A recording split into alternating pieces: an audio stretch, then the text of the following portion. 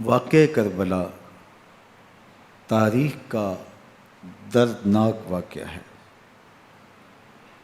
یہ اقتدار کی جنگ نہیں تھی، اقدار کی جنگ تھی۔ دو شخصیتوں کی لڑائی نہیں تھی، دو نظریات کا ٹکراؤ تھا۔ یہ حق اور باطل کا معرکہ تھا۔ یزید ظلم کا استعارہ ہے، حسین ابن علی امن کی علامت ہے۔ یزید جبر کا پتلہ ہے، حسین صبر کا پیکر ہے۔ یزید اپنی بدطینت فطرت اور اپنی طبع ناہموار کے باعث دنیا پر ذلت و رسوائی، ظلم، جبر، جور و زیادتی کی علامت بن کے ابھرا، اور حسین ابن علی رضی اللہ تعالی عنہ حق و صداقت کا نشان بن کے ابھرا۔ کربلا کے تپتے ہوئے ریگزار میں حسینی اور یزیدی دو کردار سامنے آتے ہیں۔ اقبال نے کہا تھا، موسیٰ و فرعون و شبیر و یزید، این دو قوت از حیات آید پدید، زندہ حق از قوت شبیری است، باطل آخر داغ حسرت میری است، سرخ رو عشق غیور از خون او، شوخی ای مصرع از مضمون او، تا قیامت قطع استبداد کر، موج خون او چمن ایجاد کر۔ یزید بہدل کی بیٹی محسون کا ناپاک بیٹا تھا، اور حسین محمد عربی کی بیٹی فاطمہ کا شہزادہ تھا۔ یزید دمشق کے اطراف میں سرجون اور جریر اختل جیسے اوباشوں کے جرمٹ میں پل کے جوان ہوا۔ حسین کے گھر کا دروازہ مسجد نبوی کے اندر کھلتا تھا۔ یزید نشے میں دھت ہو کر کے نمازیں چھوڑ دیتا تھا۔ حسین کی کربلا کے اندر بھی نماز تہجد قضا نہیں ہوئی۔ یزید ظلم کا دوسرا نام ہے، حسین امن کی علامت ہے۔ یزید نے زندگی میں ایک مرتبہ حج کیا اور شراب کے مٹکے ساتھ لے کے آیا، اور اختل اور دیگر گویوں اور مغنیوں کو اپنے ساتھ رکھا تاکہ سفر آسانی سے کٹے۔ حسین ابن علی نے 25 حج سواری ہونے کے باوجود پیدل کیے۔ یزید حج بیت اللہ کے بعد مدینہ المنورہ آیا اور شراب کی ایک مجلس بپا کی۔ حضرت امام حسین رضی اللہ تعالی عنہ جب وہاں پہنچے تو شراب کی پھیلی ہوئی بدبو کو محسوس کرتے ہوئے فرمایا، یہ بو کیسی ہے؟ تو نشے میں دھت یزید بولا، یہ شام میں بنتی ہے، اور ایک جام منگوایا اور اس کو پیتے ہوئے دوسرا جام حضرت امام حسین رضی اللہ تعالی عنہ کی طرف بڑھاتے ہوئے کہا، ابا عبداللہ لیجئے۔ تو حضرت امام حسین رضی اللہ تعالی عنہ نے فرمایا، میں اس کی طرف دیکھتا بھی نہیں ہوں، اور پھر وہ عشقی اشعار پڑھنے لگا۔ جب یزید کی شراب نوشی کا منظر امام حسین رضی اللہ تعالی عنہ اپنی آنکھوں سے دیکھ چکے تھے تو مجھے بتاؤ، یزید کے ہاتھ پہ امام حسین کا پاک ہاتھ کیسے آتا؟ حضرت امام حسین رضی اللہ تعالی عنہ جس ماحول میں پلے تھے، جس ماحول میں پرورش پائی تھی، جس ماحول میں رہے تھے، وہ پاکیزہ اور تقدس مآب ماحول تھا۔ اور یزید کبھی اطراف دمشق میں، کبھی غوطہ میں، کبھی الخضرہ محل میں، اور کبھی کہاں اور کبھی کہاں داد عیش دیتا رہا اور لہو و لعب کے اندر مصروف رہا، اور اس کی زندگی ان چیزوں سے عبارت تھی۔ وہ محرمات کو حلال قرار دیتا، شراب نوشی اس کی ہڈیوں میں رچی ہوئی تھی، اور شریعت بیضا کا مذاق اڑایا کرتا۔ اور حسین ابن علی رضی اللہ تعالی عنہ کی دوستیاں جن لوگوں سے تھی وہ عبداللہ ابن عباس تھے، عبداللہ ابن عمر تھے، حضرت عبد الرحمن بن ابو بکر رضی اللہ تعالی عنہ تھے۔ یزید تو جوا کھیلتا رہا، یزید تو قمار بازی کرتا رہا، یزید تو شراب نوشی کرتا رہا، اور حسین ابن علی مسجد نبوی کے ممبر میں حضور کے پہلوؤں میں بیٹھتے رہے۔ زمانے نے وہ منظر دیکھا کہ سرخ رنگ کے جوڑے پہنے ہوئے حسنین کریمین حجرہ فاطمہ سے نکلتے ہیں، کم عمری کی وجہ سے کبھی گرتے ہیں کبھی سنبھلتے ہیں، اور آقا کریم خطبہ ارشاد کر رہے ہیں، خطبہ چھوڑ کے حضور نے شہزادوں کو اٹھا لیا۔ وہ منظر بھی زمانے نے دیکھا۔ حضرت عبداللہ بن شداد کہتے ہیں کہ حضور سجدے میں تھے اور سجدہ اتنا طویل ہو گیا، ہمیں لگا یا تو وحی کا نزول ہو رہا ہے یا پھر اللہ کا حکم آ گیا اور اللہ کے محبوب کی روح قبض کر لی گئی۔ لیکن میں نے جب نظریں اٹھا کے ننکیوں سے دیکھا تو کیا منظر تھا کہ حسین ابن علی حضور کی پشت پہ بیٹھے ہوئے اور میرے آقا سجدے کو طول دے رہے ہیں۔ اللہ اکبر! حسین کے لیے پیغمبر کے سجدوں کو طول دیا جا رہا ہے۔ حسین ابن علی کبھی ممبر پہ حضور کی اطراف میں بیٹھتے ہیں، وہ منظر بھی دنیا نے دیکھا کہ حضور کے مبارک کندھوں پر حسین ابن علی بیٹھے ہیں اور حضور کی زلفوں کو پکڑا ہوا ہے۔ تو حضرت عمر رضی اللہ تعالیٰ عنہ دیکھ کے کہتے ہیں واہ واہ کیسی سواری میسر آئی حسین ابن علی کو۔ تو میرے آقا مسکرا کے کہتے ہیں عمر سواری دیکھتے ہو سوار بھی تو دیکھو۔ اللہ اکبر! حضرت اسامہ بن زید بن حارثہ رضی اللہ تعالیٰ عنہ فرماتے ہیں رات کا ایک پہر گزر گیا اور مجھے حضور سے کوئی کام تھا، میں آقا کریم کی خدمت میں حاضر ہوا، در دولت پہ دستک دی، حضور تشریف لائے تو چادر اوڑی تھی، بکل کی ہوئی تھی میرے حضور نے، تو میں نے اپنی حاجت کہی تو حضور نے میری حاجت پوری کر دی۔ لیکن ایک منظر میں نے دیکھا کہ حضور نے جو چادر کی بکل فرمائی تھی اس کے اطراف میں پہلوؤں میں ابھار تھے جس طرح اندر کوئی ہو۔ مجھ سے نہ رہا گیا، میں نے پوچھ لیا، میں نے کہا بندہ نواز چادر کے اندر کیا ہے؟ فَكَشَفَهُ، تو حضور نے چادر کو کھول دیا۔ فَإِذَا الْحَسَنُ وَالْحُسَيْنُ عَلَىٰ وَرِكَيْهِ، تو کہتے ہیں میں نے اپنی آنکھوں سے دیکھا ایک پہلو سے امام حسین لپٹے ہوئے تھے، ایک پہلو سے امام حسن لپٹے ہوئے تھے۔ فرمایا یہ میرے بیٹے ہیں، یہ میری بیٹی کے بیٹے ہیں، اے اللہ میں ان سے پیار کرتا ہوں، تو بھی ان سے پیار کر، جو ان سے پیار کرے اس سے بھی پیار کر۔ ان کی محبت کا درس دیا، ان کے پیار کا سبق پڑھایا، کہا ان سے پیار کرنے والا میرے سے پیار کرنے والا ہے، ان سے بغض رکھنے والا میرے سے بغض رکھنے والا ہے۔ ان کی تکلیف حضور کو بے چین کر دیتی تھی۔ حضرت سیدہ فاطمہ الزہرا رضی اللہ تعالی عنہ کے گھر کے قریب سے گزرے تو حضرت امام حسین کے رونے کی آواز آ رہی تھی، تو آقا کریم علیہ السلام نے فرمایا کہ فاطمہ حسین کو چپ کرواؤ، الا تعلمی ان بقاءہ یوزینی، تو جانتی نہیں حسین کا رونا مجھے دکھ دیتا ہے۔ حسین ابن علی کو حضور رونے نہیں دیتے تھے، ان کو دکھی نہیں ہونے دیتے تھے، کیونکہ رسول اللہ صلی اللہ علیہ وسلم جانتے تھے کہ یہ کتنے دکھ سہے گا، کتنی تکلیفوں سے گزرے گا اور کتنے مصائب سہے گا۔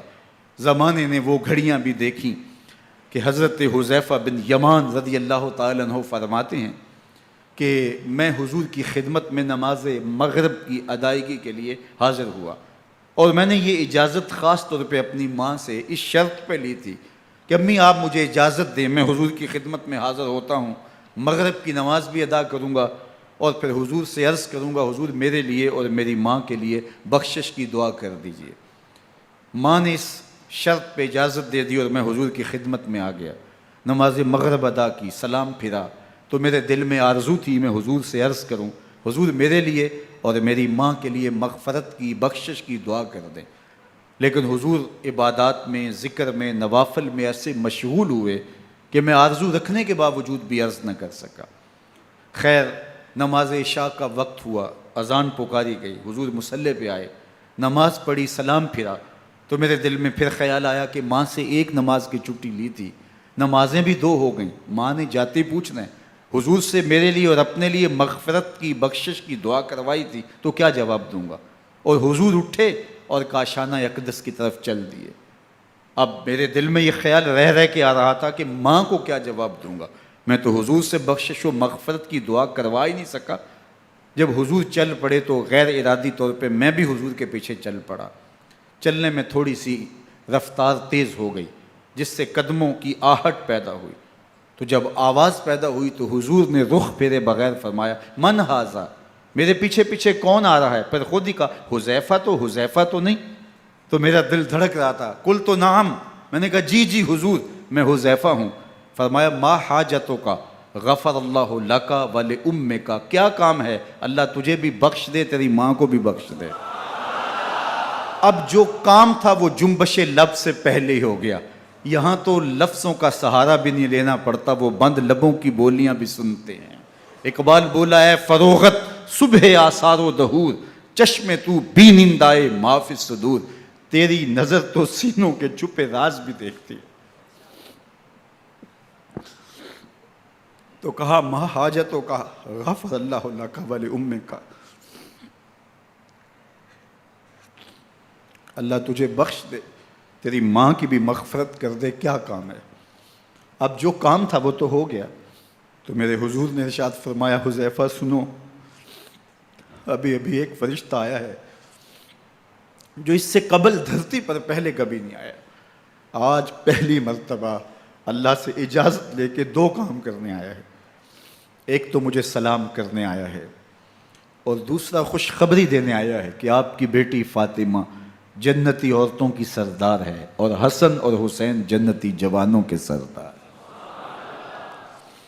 ایک طرف یزید ناپاک میسون کا پلیت بیٹا، اور ایک طرف محمد عربی کا نواسا، فاطمہ کے دودھ کا اثر، علی المرتضیٰ کے خون کی تاثیر، رسول اللہ صلی اللہ علیہ وسلم کے کندھوں پہ بیٹھنے والا۔ ایک دن حضور نے امام حسین رضی اللہ تعالیٰ عنہ کے ہاتھ پکڑ لیے اور ان کے پاؤں اپنے پاؤں پہ رکھے، اور پھر فرمایا بیٹے آگے بڑھو، اور ان کے پاؤں حضور کی پنڈلیوں پہ آئے۔ پھر کہا بیٹے اور آگے بڑھو، حتیٰ کہ ان کے پاؤں حضور کی رانوں پہ آئے۔ پھر فرمایا بیٹا اور آگے بڑھو، تو ان کے پاؤں حضور کے مبارک بطن اقدس پہ آئے۔ پھر بازوؤں کو کھینچ کے اپنے قریب کیا اور حسین ابن علی کے منہ میں اپنی زبان رکھ دی، اور وہ اس طرح چوس رہے تھے جس طرح کھجور چوسی جاتی ہے۔ تو اللہ کے محبوب علیہ السلام نے حسین ابن علی کو اپنی زبان کا لعاب دہن دے کر کے، وہ شیر رحمت دے کر کے، وہ کوثر و تسلیم سے پاکیزہ تر آب رحمت عطا کر کے ان کی ہمیشہ کے لیے پیاس بجھا دی، تاکہ کل کربلا کے تپتے ہوئے ریگزار میں حسین ابن علی کو پیاس کی شدت تنگ نہ کرے اور پائے استقلال میں لغزش نہ آنے پائے۔ ان نازوں سے پالے ہوئے حسین کو، ان محبتوں سے پالے ہوئے حسین ابن علی کو امتحان بھی اتنے بڑے درپیش تھے۔ یاری تیری سونا پر ازمیشاں تیریاں اگ، سونا پرکھیا جامدہ ہے نال اگاں دے لگ۔ جتنا بڑا شخص ہوتا ہے اتنی آزمائشیں بھی بڑی ہوتی ہیں۔ پیغمبر رحمت کی آغوش میں کھیلنے والا، حجرہ فاطمہ کا جانشین، مصلی رسول کا وارث، منبر رسول صلی اللہ علیہ وآلہ وسلم پر حضور کے مبارک پہلو اور گود میں بیٹھنے والا حسین، حضور کی زبان چوسنے والا حسین، حضور کے کندھوں پہ سواری کرنے والا حسین، آقا کریم علیہ الصلوۃ والسلام کے مبارک سجدے کی حالت کے اندر حضور کی پشت پہ کھیلنے والا حسین، جس حسین کا دروازہ مسجد نبوی کے اندر کھلتا تھا اور یزید کی کرتوتوں کے چشم دید گواہ تھے۔ یزید جب تخت نشین ہوتا ہے تو اسے یہ فکر ہوتی ہے کہ امام حسین، عبداللہ بن زبیر، عبداللہ بن عمر، عبداللہ ابن عباس یہ میری بیعت کریں. اور وہ ولید بن عقبہ کو لکھتا ہے کہ ہر صورت میں ان کی بیعت لو، اور اگر بیعت نہ دیں تو سختی کرو. حضرت امام حسین رضی اللہ تعالی عنہ کو بلاوا آتا ہے کہ آپ کو دارالامارت میں گورنر ہاؤس میں بلایا جا رہا ہے. ولید بن عقبہ کا پیغام آپ کو پہنچتا ہے. آپ اس وقت فرماتے ہیں کہ اس وقت جو پیغام پہنچا ہے وہ کسی خطرے سے خالی نہیں ہے. تو کچھ سواروں کو ساتھ لیا، کہا تم دارالامارت کے باہر کھڑے رہنا، اگر میری آواز بلند ہوئی تو اندر آ جانا، ورنہ تم انتظار کرنا. آپ اندر گئے. ولید بن عقبہ نے مروان کو بھی بلایا تھا. مروان بن حکم یہ گورنر مدینہ ولید سے پہلے رہ چکا ہے، تو اس نے مشورہ دیا کہ سختی کی جائے. خیر ولید بن عقبہ نے کہا کہ یہ خط ہے، حضرت امیر معاویہ کا انتقال ہو گیا اور یزید تخت نشین ہوا ہے، لہٰذا وہ آپ سے بیعت کا مطالبہ کرتا ہے. تو حضرت امام حسین رضی اللہ تعالیٰ عنہ نے فرمایا کہ میرے جیسا شخص یوں چھپ کے بیعت نہیں کر سکتا. اور آپ واپس پلٹے. مروان بن حکم نے ولید بن عقبہ کو کہا کہ یہ موقع ہے جانے نہ دیا جائے، اگر یہ نکل گئے تو دوبارہ تم قابو نہیں پا سکو گے، اور انہیں یہیں قتل کر دیا جائے. حضرت امام حسین رضی اللہ تعالیٰ عنہ نے یہ بات سن لی. کہتے ہیں حضرت امام حسین انہی قدموں کے بل واپس پلٹے اور مروان بن حکم سے مخاطب ہو کے کہا، مروان کیا بول رہا ہے؟ وہ خاموش ہو گیا. فرمایا تو جانتا نہیں ہم کون ہیں؟ آنا حسین ابن علی ابن ابی طالب، میں حسین ہوں، میں علی کا بیٹا ہوں. ہمارے گھر میں قرآن اترتا رہا ہے، وحی کا نزول ہوتا رہا ہے، اور یزید فاسق ہے، فاجر ہے، مسلمانوں کا قاتل ہے اور شرابی ہے. میں ڈنکے کی چوٹ پہ یزید کی بیعت سے انکار کرتا ہوں. بس حیدری کچھار سے محمدی شیر نکل آیا ہے. اب اوسان خطا ہو گئے، راستہ چھوڑ دیا، واپس آئے. سیدہ زینب سے ملے. کہا مدینے کو چھوڑنا پڑے گا. کہا بھیا کیا ہوا؟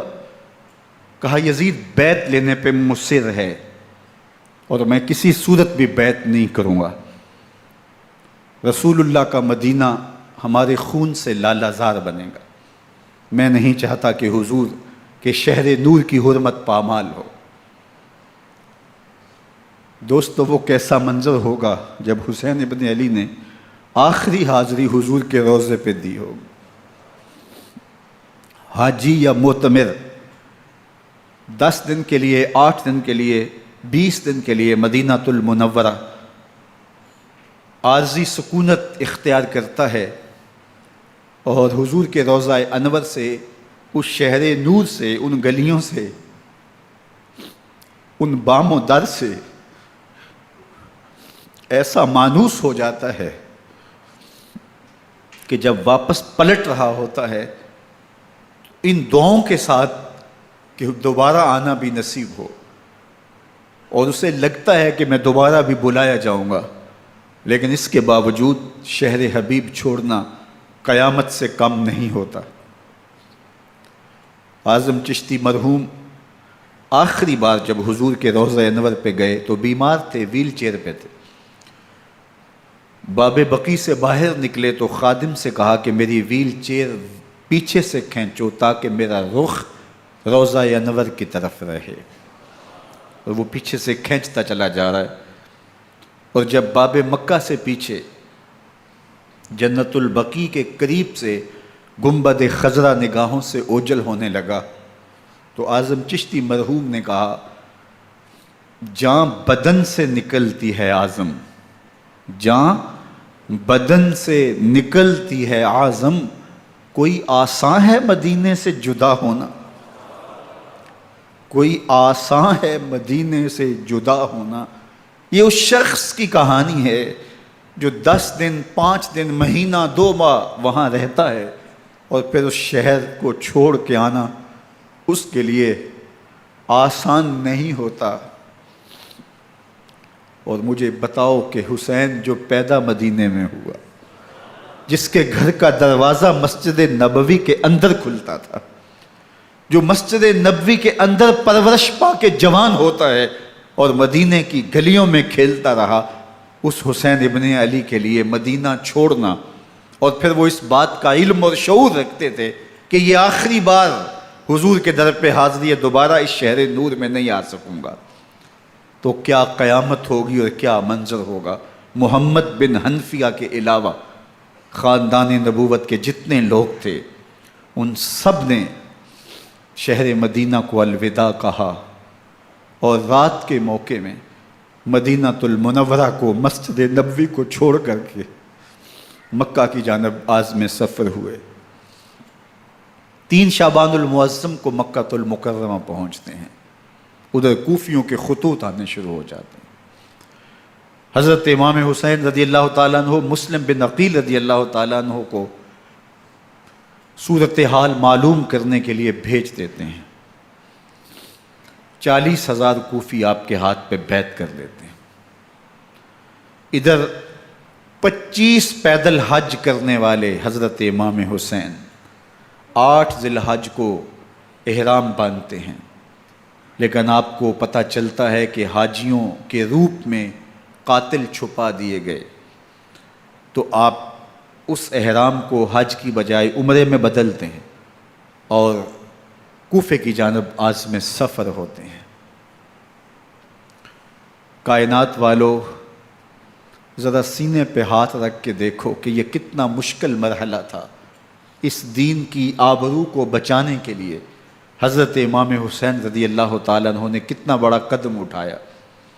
آپ کے بہی خواہ، دوست، احباب عبداللہ بن عمر یہ سارے روکتے ہیں۔ عبداللہ بن عباس کہتے ہیں حضرت نہ جائیے، الکوفی لا یوفی، کوفی کبھی وفا نہیں کرتے، آپ کے والد کو وہاں شہید کیا گیا، لیکن آپ ایک فرض کو نبھانے جا رہے ہیں۔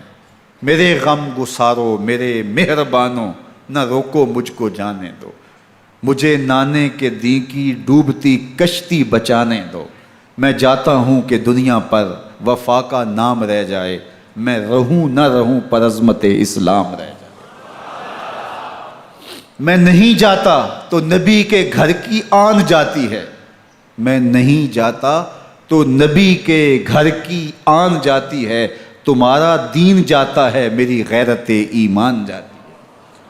حضرت امام حسین یہاں سے چلتے ہیں، ابھی راستے میں ہی پہنچتے ہیں کہ یہ خبر آتی ہے کہ کوفے والوں نے بے وفائی کر دی، حضرت مسلم بن عقیل رضی اللہ تعالیٰ عنہ کو شہید کر دیا گیا، نعمان بن بشیر معزول کر دیے گئے، ابن مرجانہ ابن زیاد وہاں متعین کر دیا گیا جو سخت گیر شخص تھا، اور اس نے لوگوں کو ڈرایا، دھمکایا، اور کوفے کے لوگوں کے دل بدل گئے اور وہ بیتیں توڑنے لگے۔ وہ منظر مسجد کوفہ کا کتنا دلگداز تھا۔ جب امام نماز کے لیے کھڑے ہوئے تو 40,000 لوگ آپ کے پیچھے تھا۔ جب سلام پھیرا اور امام نے دیکھا کہ پیچھے لوگ نہیں ہیں، پھر لوگوں نے اپنے دروازے بھی بند کر لیے۔ رات کی تنہائیاں ہیں اور حضرت مسلم بن عقیل کو کوئی پناہ دینے والا نہیں ہے۔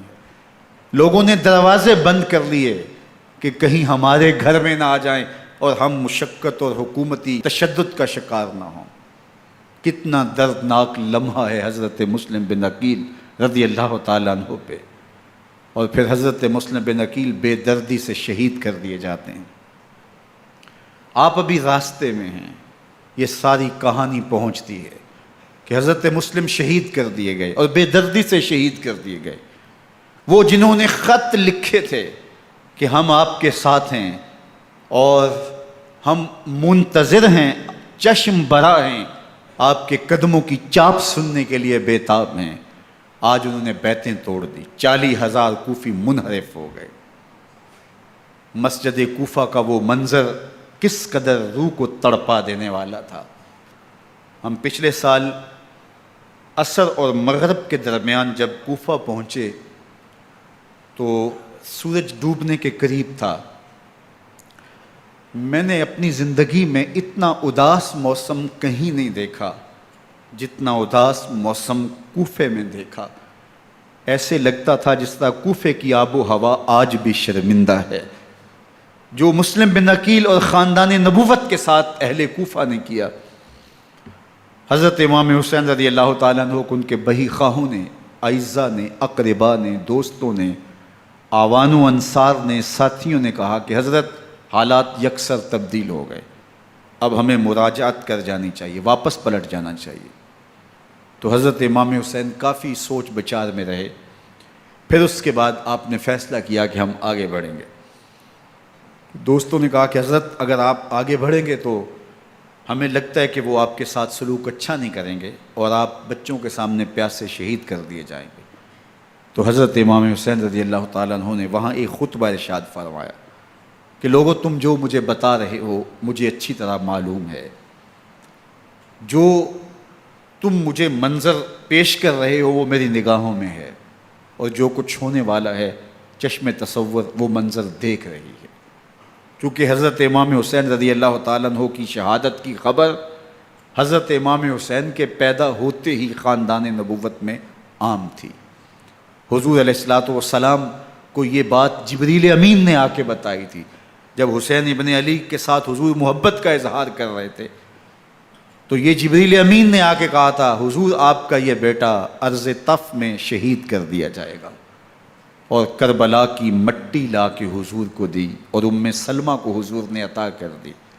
حضرت ام سلمہ کہتی ہیں کہ ایک دن میں سوئی تو خواب دیکھا کہ حضور کے مبارک بال بکھرے ہوئے ہیں اور سخت پریشان ہیں، تو میں نے کہا کہ حضور آپ کی یہ کیا حالت ہے؟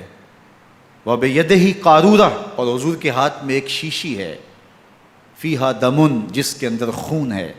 تو میں نے کہا حضور یہ کیا؟ فرمایا میں قتل گاہ حسین سے آ رہا ہوں اور یہ حسین ابن علی کا خون ہے۔ تو کہا 10 محرم کا دن تھا، دوپہر کا یہ منظر تھا، میں کیلولہ کر کے اٹھی، جب میں نے دیکھا تو وہ شیشی جس میں کربلا کی مٹی رکھی تھی وہ خون بن چکی تھی۔ تو یہ خبر پہلے دی گئی تھی، یہ بتا دیا گیا تھا۔ فرمایا میرے دوستو جو تم مجھے بتاتے ہو میں اس سے بے خبر نہیں ہوں، یہ سب کچھ ہونے والا ہے، لیکن اس کے باوجود میں کیوں جا رہا ہوں؟ تو آپ کا ایک تاریخ ساز جملہ ہے جو کربلا کے فلسفے کو ہمارے سامنے رکھتا ہے کہ یہ اتنا بڑا امتحان کیوں دیا۔ حضرت امام حسین رضی اللہ تعالیٰ عنہ نے فرمایا وَلَكُمْ فِيَّ أُسْوَةٌ، میں اس لیے جا رہا ہوں قیامت تک ظلم، جبر اور ناانصافی کے خلاف کھڑے ہونے والوں کے لیے کوئی نمونہ تو ہو۔ میری زندگی قیامت تک ظلم، جبر اور استحصالی نظام کے خلاف کھڑے ہونے والوں کے لیے نمونہ ہے۔ تو حضرت امام حسین رضی اللہ تعالیٰ عنہ نے حق اور باطل کے درمیان ایک سرخ لکیر کھینچ دی اپنے خون سے۔ اب حق اور باطل کا امتیاز کرنا مشکل نہیں ہے، کوئی باطل پہ اڑا رہے تو الگ بات ہے، لیکن امتیاز کرنا مشکل نہیں ہے۔ حدود بالکل واضح کر دیں۔ اقبال نے یہاں کتنی خوبصورتی کے ساتھ اس مضمون کو نبھایا۔ سرخ رو عشق غیور از خون او، شوخی این مصر از مضمون او، تا قیامت قطع استبداد کر، موج خون او چمن ایجاد کر۔ ایک جہاں آباد کر دیا، حق اور باطل کی راہیں اجال دی۔ اب لوگوں کو یزید کا چہرہ پہچاننے میں دیر نہیں لگتی، وقت کے ہر یزید کا چہرہ آسانی سے پہچانا جا سکتا ہے۔ یہ معرفت زمانے کو کروائی کس نے؟ حسین ابن علی نے کروائی رضی اللہ تعالی عنہ۔ تو حضرت امام حسین نے فرمایا کہ جو میرے ساتھ ہونے والا ہے میں اچھی طرح جانتا ہوں، لیکن میں اس کے باوجود آگے بڑھوں گا۔ پھر بڑھے اور کربلا میں جا کے خیمہ زن ہو گئے۔ 7 محرم کو پانی بند کر دیا گیا، پانی بند ہوا تو کھانا بھی میسر نہیں تھا، لیکن ذکر پانی کا ہوتا ہے اس لیے کہ کھانے کے بغیر انسان کئی دن کاٹ لیتا ہے، لیکن پانی کے بغیر گزر نہیں ہوتی۔ تو فرات کی نہر سامنے اپنی موجوں کے ساتھ چمک رہی ہے، لیکن ایک قطرہ آب بھی آل رسول کو نہیں دیا جا رہا۔ کائنات کے اندر ایسے انوکھے امتحان بھی ہوتے ہیں، وارث ہوں ساقی کوثر کے، مالک ہوں حوض کوثر کے، اور بیٹے ہوں ساقی کوثر کے، اور آج ایک بوند پانی کی بھی میسر نہ ہو۔ صبر کا امتحان ہے، عزیمت کا امتحان ہے۔ حضرت امام حسین رضی اللہ تعالیٰ عنہ خیمہ زن ہو گئے، 3 دن تک پانی بند رہتا ہے، 9 محرم کو رات کی تنہائی میں حملہ آور ہونا چاہتے ہیں، لیکن آپ نے کہا کہ ہمیں اللہ کے حضور عبادت اور ذکر کے لیے وقت دیا جائے۔ ساری رات ذکر میں گزرتی ہے، عبادات میں گزرتی ہیں۔ رات کے اندھیرے میں آپ چراغ بجھا دیتے ہیں۔ آوان و انصار کو کہتے ہیں کہ ان کی دشمنی میرے ساتھ ہے، انہیں میرا خون چاہیے، اگر تم رات کی تاریکی میں نکل جاؤ تو میں تم سے کوئی مواخذہ نہیں کروں گا، اور یہ بھی تمہارا پیچھا نہیں کریں گے، اس لیے کہ ان کا مطلوب تم نہیں ہو، ان کا مطلوب میں ہوں۔ جب چراغ جلایا تو کوئی بھی نہیں گیا۔ مسلم بن نوسجہ کھڑے ہو کے کہتے ہیں حضرت اگر ہمارے بدن کو 70 بار کاٹا جائے اور جلایا جائے اور ہواؤں میں اڑا دیا جائے پھر بھی آپ کا ساتھ نہیں چھوڑیں گے۔ 70 سال کے بوڑھے ہیں حبیب بن مظاہر، کہتے ہیں حضرت آپ کو چھوڑ کے جائیں کہاں، آپ کو چھوڑ کے جائیں کہاں، کوئی ساتھ چھوڑنے کے لیے تیار نہیں ہے۔ پیاس ہے، سخت گرمی ہے، کربلا کا ماحول ہے، 72 افراد اور خاندان کی خواتین میدان کربلا میں خیمہ زن ہیں۔ دوسری طرف لشکر اعداء اشقیا 22,000 کی تعداد میں مقابلے میں، ایک روایت 30,000 کی ہے۔ ان صرف 72 پیاسے لوگوں کے لیے اتنے لوگوں کو جمع کرنے کا مقصد خوف زدہ کرنا تھا۔ شرط ہے کہ یا یزید کی بیعت کر لیں، محاصرے توڑ دیں گے، پانی دستیاب ہوگا، اعزاز و اکرام سے نوازا جائے گا، خزانوں کے منہ کھول دیے جائیں گے۔ لیکن حسین ابن علی کہتے تھے سب کچھ لٹ جائے گا، باطل کے ہاتھ پہ ہاتھ نہیں رکھوں گا۔ اللہ اکبر۔ اب صبح طلوع ہوتی ہے، عاشور کا دن چڑھتا ہے، سورج اپنی پوری تمازت کے ساتھ گرمی برسا رہا ہے۔ آج خاندان نبوت کا امتحان زمانے نے دیکھنا ہے۔ رسول اللہ کا لعاب چوسنے والا اس کے صبر کا آج امتحان ہے، حضور کے کندھوں پہ کھیلنے والے حسین کا آج امتحان ہے۔ اللہ اکبر۔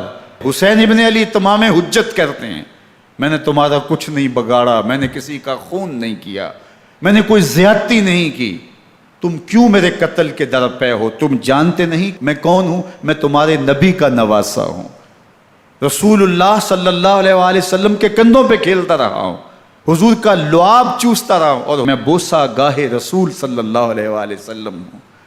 لیکن ان اشقیاء کے دل پر کوئی چیز اثر انداز نہیں ہوتی۔ ایک ہور ہے، اللہ اس کے دل میں نرمی ڈالتا ہے۔ پہلے تو امام حسین کو گھیر کے لے کر کے آتا ہے، لیکن بعد میں وہ قافلہ یزید سے قافلہ حسین کی طرف آ جاتا ہے۔ امام حسین فرماتے ہیں تو دنیا میں بھی ہور ہے، آخرت میں بھی ہور ہے، آزادی مل جاتی ہے۔ باقی 22,000 کا لشکر جرار امام حسین کے قتل کے در پہ ہے۔ پھر تاریخ نے خاندان نبوت کا وہ انوکھا امتحان دیکھا۔ حضرت امام حسین کے بچے بالخصوص خواتین پیاس کی شدت میں حلق خشک ہیں۔ حضرت سکینہ تڑپ کے اپنے باپ سے کہتی ہیں کہ مجھے 6 ماہ کے علی اصغر کی پیاس نہیں دیکھی جا رہی۔ بچے کو ہاتھوں پہ اٹھاتے ہیں اور نہر فرات کے کنارے پہنچ کے فرماتے ہیں اشقیاء سے مخاطب ہو کے تمہارا معاملہ میرے ساتھ ہے، اس 6 ماہ کے بچے نے تمہارا کچھ نہیں بگاڑا، اور چلو بھر کے اس کا حلق سیراب کرنا چاہتے ہیں۔ ایک 2 شاخہ تیر آتا ہے جو حضرت علی اصغر کے گلے کو چیر دیتا ہے۔ راوی لکھتے ہیں کہ وہ عام تیر نہیں تھا، جانوروں کو شکار کرنے کے لیے جو بڑے تیر ہوتے ہیں وہ 2 شاخہ تیر تھا۔ وہ گردن کو کاٹ دیتا ہے، خون بہنے لگتا ہے، گردن لٹک جاتی ہے۔ حضرت امام حسین وہ بہتا ہوا خون اپنے چلو میں لیتے ہیں اور آسمان کی طرف اچھال کے کہتے ہیں مالک حسین کی یہ قربانی بھی قبول فرما۔ یہ تماشا لب بام نہیں ہے، بچہ بیمار ہو ڈاکٹر جواب دے دیں، ماں باپ کے ہاتھ پھول جاتے ہیں، زندگی کی سانسیں ابھی چل رہی ہوتی ہیں، لیکن ڈاکٹر کہے کہ یہ میرے بس کا روگ نہیں ہے، کہیں اور لے جاؤ، تو زندگی کا لف و نشر غیر مرتب ہو جاتا ہے۔ میں سلام پیش نہ کروں حسین ابن علی کو، 6 ماہ کا علی اصغر ہاتھوں میں دم توڑتا ہے، گردن لٹک جاتی ہے، خون بہہ رہا ہے، اب خیموں کی طرف بڑھ رہے ہیں، لیکن زبان پہ شکایت نہیں ہے، کہتے ہیں مالک حسین کی یہ قربانی قبول کر لے۔ اب خیموں کی طرف آنا، شہر بانوں ام رباب سیدہ زینب حضرت سکینہ سلام اللہ علیہا کا سامنا کوئی آسان کام نہیں تھا، لیکن حسین ابن علی آتے ہیں، شہزادے کو یہاں خیموں کے قریب رکھ کے کہتے ہیں کہ یہ حوض کوثر سے سیراب ہو گیا ہے۔ اللہ اکبر، کوہرام مچ جاتا ہے خیموں کے اندر، کیا منظر ہوگا اور ان کو کن الفاظ کے پیرائے میں ڈھال کر کے ان کیفیات کو بیان کیا جا سکتا ہے جو اہل بیت کے خیموں کے اندر علی اصغر کی شہادت کے بعد کا منظر رقم ہو رہا ہوگا۔ اللہ اکبر، ادھر اشکیا آوازیں دے رہے ہیں، مبارزت کے لیے پکار رہے ہیں۔ زمانے نے پھر وہ منظر بھی دیکھا کہ جوان بیٹے کو 18 سال کی کمائی حضرت امام حسین میدان عمل میں بھیج رہے ہیں۔ وہ علی اکبر جو حسین کا نور نظر ہے، آنکھوں کا قرار ہے، دل کی تسکین ہے۔ اور پھر حضرت علی اکبر جب گھوڑے کی زین سے فرش زمین پہ گرتے ہیں تو باپ کو آواز دیتے ہیں، اور حضرت امام حسین جو ہے وہ آگے جا کے بیٹے کی لاش اٹھاتے ہیں۔ اللہ اکبر، 18 سال کے بیٹے کی لاش کو کندھوں پہ اٹھا کے خیموں تک لاتے ہیں اور ہاتھ پھیلا کے کہتے ہیں مالک حسین کی یہ قربانی بھی قبول فرما۔ کبھی قاسم بن حسن کی لاش اٹھا کے لاتے ہیں، کبھی اون و محمد کی لاشیں اٹھا کے لاتے ہیں، بھتیجوں کی، بھانجوں کی، بھائی عباس کے کٹے ہوئے بازو اور زخموں سے چھدا ہوا لاشا۔ کیا کیا قیامتیں تھیں جو اس کربلا کے ایک میدان کے اندر نہیں توڑی گئیں۔ حضرت امام حسین پر دکھ پہ دکھ، تکلیفوں پہ تکلیفیں۔ اب 71 لاشیں اٹھا کے خیموں تک پہنچا چکے، اور ادھر مبارزت کی دعوت دی جا رہی، آؤ میدان عمل میں آؤ، اب دیر کیوں کر رہے ہو۔ رسول اللہ کا حرم، رسول اللہ کی شہزادیاں جو نازوں میں پلی تھیں، وہ کلیاں جو شبنم کا بوجھ بھی گوارا نہیں کر سکتی تھی، آج مصیبتوں کے پہاڑ ٹوٹ گئے۔ حضرت امام حسین کبھی شہربانوں کو، کبھی ام رباب کو دلاسا دیتے ہیں، کبھی حضرت زینب کو کہتے ہیں۔ حضرت زینب کربلا کے اس میدان کے اندر بڑے حوصلے کے ساتھ اپنے بھائی کے ساتھ کھڑی رہی، اپنے 2 بیٹے راہ خدا میں پیش کیے، ان کی لاشیں وصول کیں، لیکن زینب جس جرأت کے ساتھ، جس پامردی کے ساتھ اس سارے منظر کو حوصلے کے ساتھ سہتی رہی، وہ یقیناً حوصلہ سیدہ زینب سلام اللہ علیہا کا ہی ہے۔ لیکن یہ وہ منظر تھا کہ زینب کا دل بھی ڈول گیا جب حسین ابن علی گھوڑے پہ بیٹھنے لگے اور ان کو گھوڑے میں بٹھانے والا کوئی نہیں تھا، اور جو بھی سوار جاتا پھر واپس اس کی لاش ہی آتی اور حسین ابن علی لے کے آتے۔ آج حسین ابن علی جا رہے ہیں، زندگی کا سارا سرمایہ لٹ رہا ہے، حضرت زینب سلام اللہ علیہا سنبھل نہیں رہی۔ حضرت امام رضی اللہ تعالیٰ عنہ اٹھے اور آپ نے حضرت زینب کو صبر کی تلقین کی اور کہا کہ صبر ہی بہترین ذریعہ ہے اور اللہ کی قربت کا ایک بہترین سبب ہے، اور ان کو صبر کی تلقین کرتے ہوئے فرمایا کہ میرے بعد تم نے اس ذمہ داری کو سنبھالنا ہے اور ان مخدرات اسلام کی، ان شہزادیوں کے پردے کی تم نے حفاظت کرنی ہے۔ اور پھر گھوڑے کی زین کس کے امام حسین لشکر اشکیا کی طرف بڑھتے ہیں۔ اب خیموں سے سسکیوں کی آواز آ رہی ہے، ان کا سردار، ان کا تاجدار آج سب کو چھوڑ کے کربلا کے میدان کی طرف بڑھ رہا ہے۔ جرم کیا کیا، قصور کیا کیا، اس نے کیا زیادتی کی کہ آج نیزوں اور انیوں کے مقابلے میں 22,000 کا لشکر حضرت امام حسین پہ ٹوٹ پڑتا ہے۔ آپ پھر اتمام حجت کرتے ہیں، میں نے کسی کو قتل نہیں کیا، خون ناحق نہیں بہایا، میرے خون کے درپے کیوں ہو، اپنی آخرت کیوں برباد کرتے ہو، تم جانتے نہیں میں کون ہوں، میں تمہارے نبی کا نواسا ہوں۔ لیکن ابن زیاد کہتا ہے مقابلے میں آؤ۔ پھر حضرت امام حسین رضی اللہ تعالیٰ عنہ مقابلے میں آتے ہیں، اور جب گھوڑے کو ایڑ لگا کے دشمن اشقیاء پہ ٹوٹتے ہیں تو پھر ایسا منظر ہوتا ہے کہ وہ بھیڑ بکریوں کی طرح آگے بھاگتے ہیں۔ 71 زخم کلیجے پہ لیے شجاعت کا یہ پیکر جب میدان میں آتا ہے، آواز آتی، یہ کون ذی وقار ہے، بلا کا شاہ سوار ہے، لباس ہے پھٹا ہوا غبار سے اٹا ہوا، تمام جسم نازنی چھدا ہوا کٹا ہوا، یہ نبی کا نور عین ہے، یہ بالیقین حسین ہے، یہ حسین ابن علی ہیں رضی اللہ تعالیٰ عنہ۔ پھر چاند بادلوں میں گھر جاتا ہے، شامی ہنڈے تیر برساتے ہیں، تلواروں سے آپ کے بدن پر ضربیں لگاتے ہیں اور نیزوں سے آپ کے بدن کو پرو دیتے ہیں۔ جب آپ کا پیراہن بعد میں اتارا گیا تو آپ کے پیراہن میں 122 سوراخ تیروں کے تھے، 33 زخم تلواروں کے اور 34 گھاؤ نیزوں کے تھے۔ جب گھوڑے کی زین سے فرش زمین پر آئے، بدن چھلنی تھا، زخم زخم سے خون بہہ رہا تھا، 3 دن کا پیاسا حسین، اللہ اکبر، بدن زخموں سے چور، 71 لاشیں کلیجے پہ لیے، مخدرات اسلام کے پردے کا خیال دل میں الگ ہے، لیکن گھوڑے کی زین سے جب فرش زمین پہ امام حسین آتے ہیں، زبان پہ ہائے نہیں، نالا و شیون نہیں، چیخ و پکار نہیں، آتے ہی پیشانی سجدے میں رکھتے ہیں اور پکارتے ہیں اللہم ردن بقضائک وصبرن علی بلائک تسلیما لامرک سبحان ربی الاعلی۔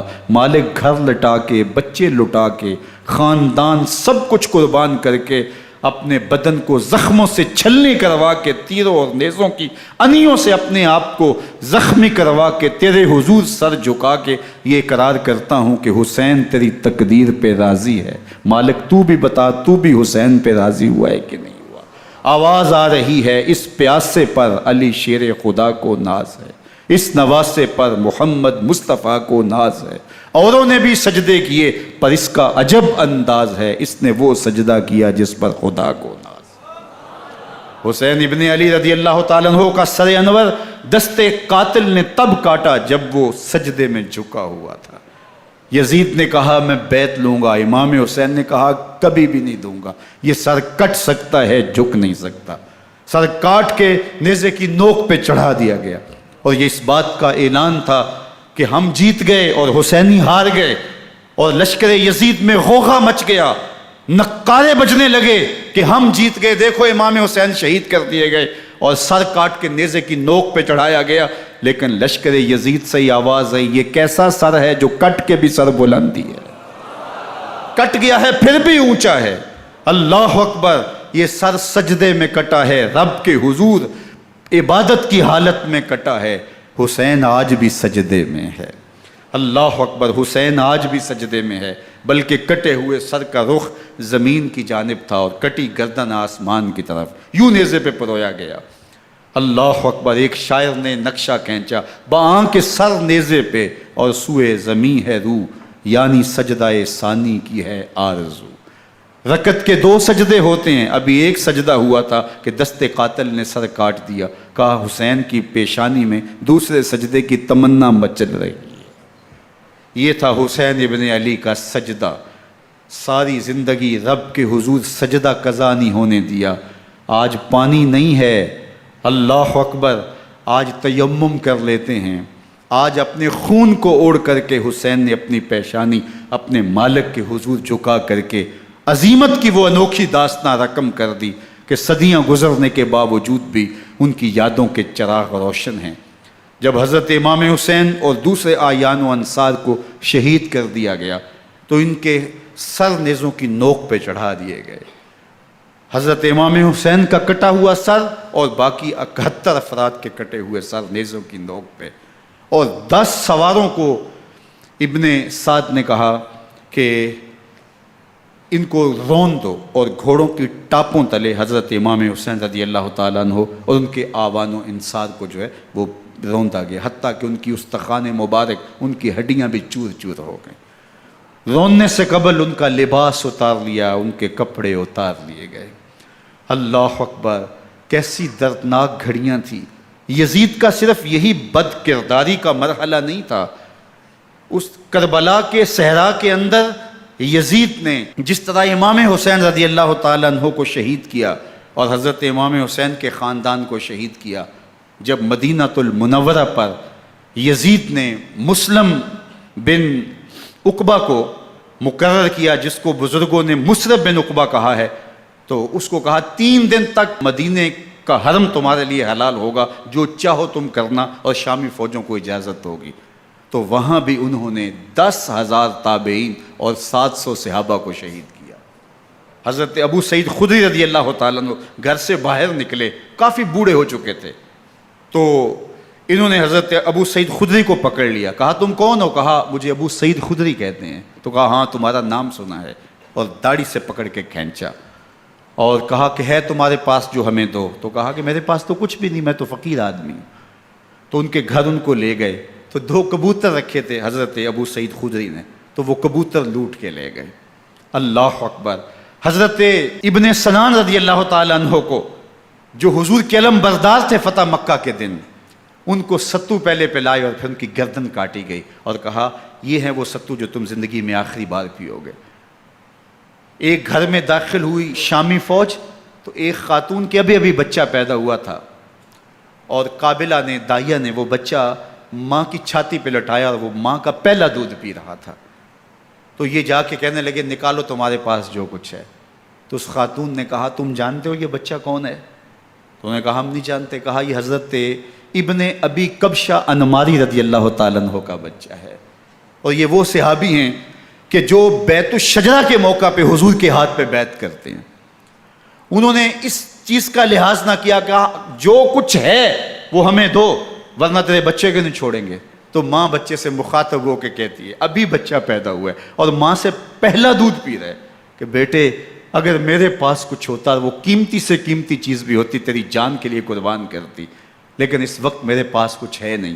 تو ایک شکی آگے بڑھا اور بچے کو ایک ٹانگ سے پکڑ کے کھینچ کے دیوار کے ساتھ پٹک کے مارا، جس سے دماغ کا بھیجا نکل گیا۔ کیا کیا زیادتیاں نہیں کی۔ 700 صحابہ حرہ کے واقعہ میں شہید کیے یزید نے، اور 10,000 تابعین شہید کیے۔ مسجد نبوی میں ممبر رسول کے ساتھ گھوڑے باندھے، اور وہ ممبر رسول اور مصلی رسول کے قریب لید کرتے رہے۔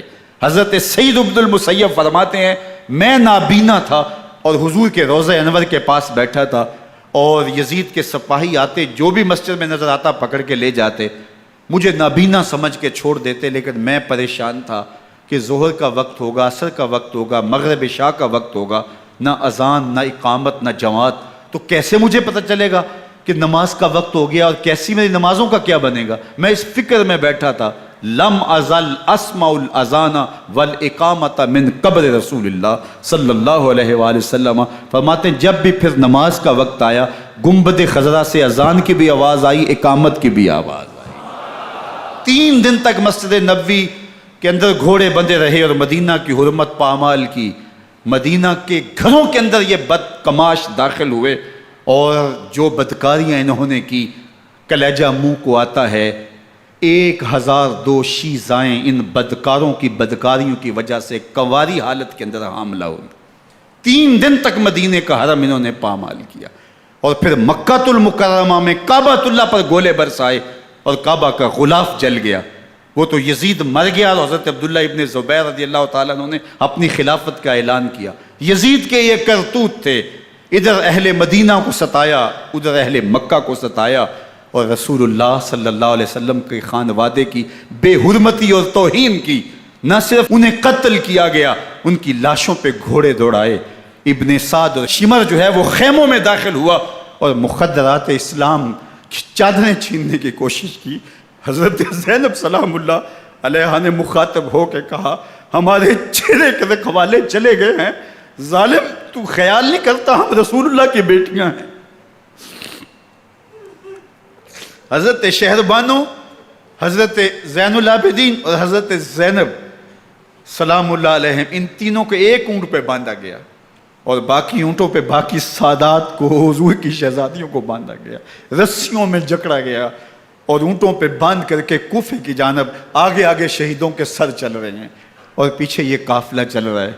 اور جب یہ قافلہ وہاں سے گزرا جہاں لاشیں پڑی تھیں، امام زین العابدین 14 سال کے تھے اور بیمار تھے، اور ان کا حوصلہ نہ ہوا، وہاں غشی ان کے اوپر آنے لگی، اور وہ منظر ابن کثیر نے، باقی لوگوں سب نے لکھا ہے کہ پھر جب ان کی یہ حالت ہوئی تو پھر سیدہ زینب سلام اللہ علیہ، جنہوں نے ابھی تک بڑے حوصلے کے ساتھ ساری مشکلات کا مقابلہ کیا تھا، اب ان کے بندھن ٹوٹ گئے اور آنکھوں سے آنسو بہنے لگے، اور سیدہ زینب نے امام حسین رضی اللہ تعالیٰ عنہ کی لاش پہ کھڑے ہو کے، اور وہ روندی ہوئی لاش، ٹوٹی ہوئی ہڈیاں، اور وہ برینا بدن، کٹا ہوا سر نیزے کی نوک پہ، اور لاش یہ پڑی ہے، تو حضرت سیدہ زینب نے مدینے کی طرف منہ کر کے جو ہے وہ حضور سے فریاد کی، یا محمد آہو، یا محمد آہو، ھذا حسین بالآراء مزمل بالدماء، یا محمد آہو بناتوں کا سبایا۔ یا رسول اللہ، اے پیارے آقا، یا جد آہو، اے ہمارے نانا محترم، یہ دیکھیے آپ کا حسین پڑا ہوا ہے، بدن سے کپڑے اتار لیے گئے، خاک ہوائیں اڑا رہی ہیں، اور اس کے اوپر چادر جو ہے وہ مٹی کی پڑ گئی ہے۔ حضور آپ کی اولاد کاٹ دی گئی، اور پھر کہا بناتوں کا سبایا، حضور دیکھیے آپ کی بیٹیوں کے ہاتھ باندھ دیے گئے ہیں، اونٹوں پہ کس دیا گیا ہے، سر شہیدہ آگے آگے چل رہے ہیں، اور حضرت سیدنا امام حسین کا آگے آگے سر ہے۔ راستے کے اندر ایک جگہ آئی، رات گزری اور ان کو اتارا گیا۔ رات کا موقع تھا، ایک خاتون آئی اور اس نے کوئی کھانا پیش کیا ان کو، اور کہا کہ میں کسی زمانے میں حضرت سیدہ فاطمہ زہرا کی نوکری کیا کرتی تھی، ان کی لونڈی تھی، ان کی کنیز تھی، اور آج مجھے پتہ چلا کہ آپ لوگ گزر رہے ہیں، تو میں نے کہا کہ میں اپنی مخدومہ کے خاندان کی خدمت کروں۔ اور پھر اس نے کہا کہ اس وقت سیدہ کی گود میں ایک 6-7 ماہ کی بچی تھی جس کو زینب کہا کرتے تھے، تو سیدہ زینب نے کہا کہ اماں اگر پہچانتی ہو تو وہ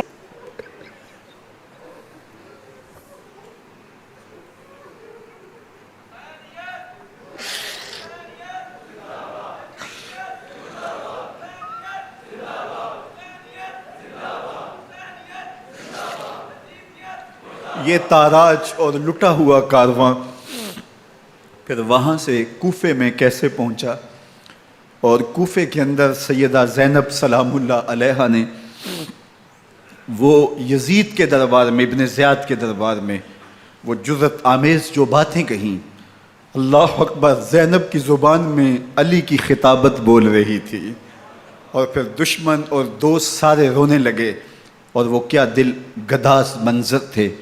اور پھر یہ سروں کا قافلہ اور سادات کرام کا مشکیں کسی ہوئی ہیں اور اونٹوں پہ باندھے ہوئے، ان کو وہاں سے پھر قادسیہ اور قادسیہ سے پھر دمشق یزید کے دربار میں پہنچایا گیا، اور وہاں سے یہ لٹے ہوئے خانمہ برباد تاراج لوگ مدینہ المنورہ میں کیسے پہنچے، اور اہل مدینہ نے کیسے استقبال کیا، اور وہ منظر کتنا دلگداز تھا جب اہل مدینہ زینب سے پوچھتے تھے زینب حسین کہاں ہے؟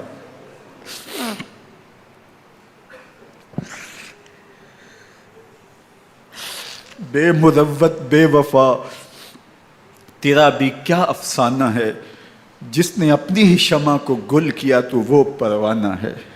اپنے پیغمبر کے شہزادوں کو اور اپنے پیغمبر کی شہزادیوں کو جو دکھ اس امت نے دیے، یہ کائنات کی ایک انوکھی داستان ہے۔ اللہ ہمیں اسوہ شبیری پہ عمل کی توفیق عطا کرے اور ان کے نقوش پاک کی برکتیں دے، اہل بیت کی محبت ہماری روحوں میں جذب کر دے، اور جس عظیمت کے ساتھ، جس حوصلے کے ساتھ انہوں نے دکھوں کو جھیلا، جو دہکتی آگ کے شعلوں پہ سویا وہ حسین، جو جواں بیٹے کی میت پر نہ رویا وہ حسین، جس نے سب کچھ کھو کے کچھ نہ کھویا وہ حسین، مرتبہ اسلام کا جس نے دوبالا کر دیا، خون نے جس کے دو عالم میں اجالا کر دیا، جو کہ سوزے غم کو سانچے میں خوشی کے ڈھال کے، مسکرایا موت کی آنکھوں میں آنکھیں ڈال کے۔ اے حسین ابن علی تم پر سلام، نازش آل نبی تم پر سلام۔ ذرا میرے ساتھ یہ پڑھ لیجئے، اے حسین ابن علی تم پر سلام، نازش آل نبی تم پر سلام، تم پہ لاکھوں رحمتیں لاکھوں سلام، اے شہیدان محبت کے امام، لالا گوں لالا بدن لالا کفن، اے چمن اندر چمن، زندگی ہی زندگی تیری حیات، اے حیات اندر حیات اندر حیات، افتخار ملت بیضا ہے تو، رب کعبہ کی قسم یکتا ہے تو، فخر کا دل میں دریچہ باز کرنا چاہیے، جن کا تو آقا ہے ان کو ناز کرنا چاہیے۔ وآخر دعوانا ان الحمد للہ۔